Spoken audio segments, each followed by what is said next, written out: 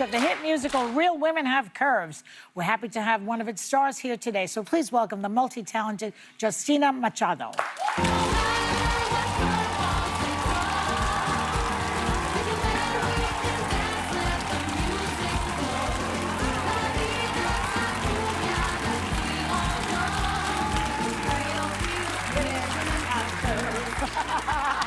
Congratulations, Justina. Thank you. You're up for your first Tony Award. I am.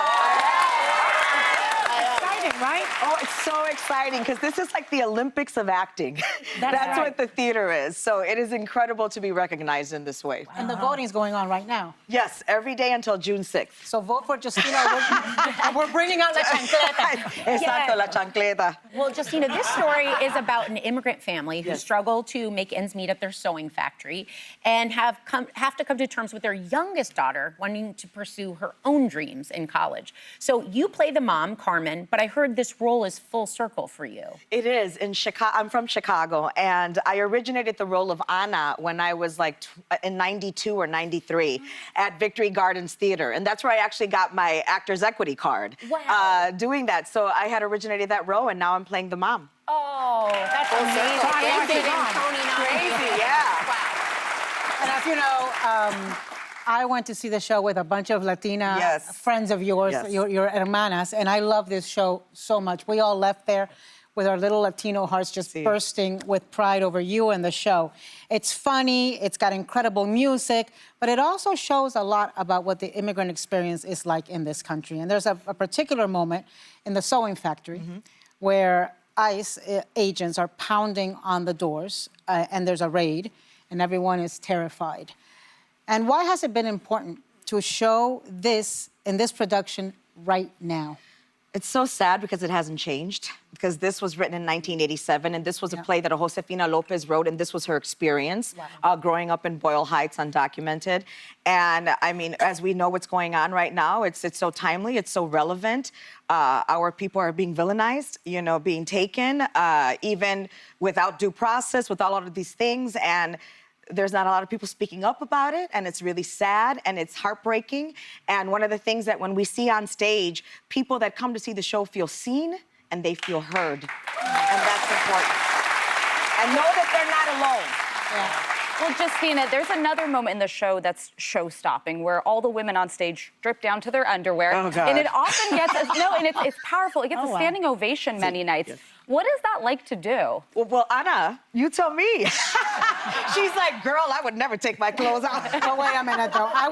Can I tell you, I'm sitting there watching you take your clothes off, and I'm sitting in between Sofia Vergara on one side and Eva Longoria on the other. And it's like, can somebody just bring me a blanket? That's how I felt.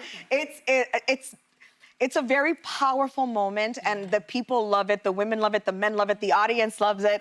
I don't necessarily love it, but I know how powerful it is. And we always get so much positive feedback. Usually we get a standing ovation after that. So it's just beautiful to see all these different shapes of women, all these strong Latina ladies up there, you know, taking their clothes off.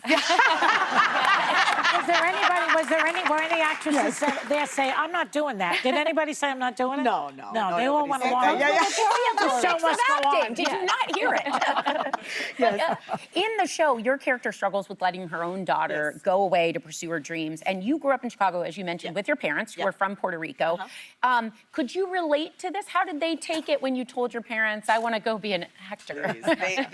First of all, they didn't even understand it. You know, they were like, no way. I remember them sitting me down, my mom and my Aunt Yvonne, and they were like, you're very brave for driving on the freeways of LA. But I think you have to come back and do something. I had a job that I was making $9 an hour at First American Bank, downtown Chicago, and my mother was so angry that I quit that job. And she saw it was more than minimum wage. Yes, at that point, it was the 90s. It still is. So no, they weren't very supportive, but they are now, you know. They didn't understand it. How long did it take them to say, like, oh my gosh, she's... And what do they say now? I was on 6 feet under, and then they were like, oh, okay.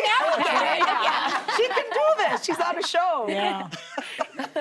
And Justina, right now, we have Buena Vista Social Club on Broadway, and we have Real Women Have Curves on Broadway. The Latino community, though, is still woefully underrepresented in Hollywood and Broadway, everywhere. Yes. So how Are you seeing things getting better? What's the state of things? Nothing is getting better. I mean, that's the sad thing is you can talk to Rita Moreno, you can talk to me, you can talk to somebody younger. Nothing has changed. It changes a little bit, and then we take all these steps back. The wonderful thing about Buena Vista Social Club, which is thrilling, it's such a thrilling show, and our show, it shows that Latinos are not a monolith. You know, we have many different stories, and there's not enough. Yes, we have 2 on Broadway, but it should be more than that. And they always want me to say, yes, it's getting better. It's not getting better. And you know what I think is really important? That this may be a Latino story, but it's not just for Latinos to go see. It's an American story. It's American. Look at me speaking Spanish. And I do it in the show all the time. It's an American story. It's a universal story, and it's a human story. Yeah. And you can relate to this show. Well, in addition to starring on Broadway, you're also in the Netflix medical drama Pulse that when it came out, it just shot to #1. People binged it and couldn't look away. Why do you think it resonated with so many people? People love medical dramas. We really do. And I think it's because it's comfort. You know, you kind of know there's going to be a beginning, a middle, and an end. Yeah. And hopefully it's a happy ending. So I think that's what resonates. We also speak a lot of Spanish in the show, which is great. You know, and we all get to have our you know, I'm Puerto Rican, Nestor Carbonell is Cuban, Daniela Nieves is Venezuelan, and we all get to have our accents, you know, without somebody trying to water it When down. I speak Spanish on the show, Joey tells me, cállate la boca. You learned that, Joy. I learned that in college. Cállate la lengua. Cállate la lengua. What is that? I heard that a lot. The tongue. Yeah, the Shut your tongue. That's what I heard. Shut your tongue. I wonder who says that, cállate la lengua. Joy. Joy. Italians, apparently. All those idiots I went to school with, I guess. I don't know. Anyway, thanks you so much for coming by. Justina Machado, ladies and gentlemen. Yes.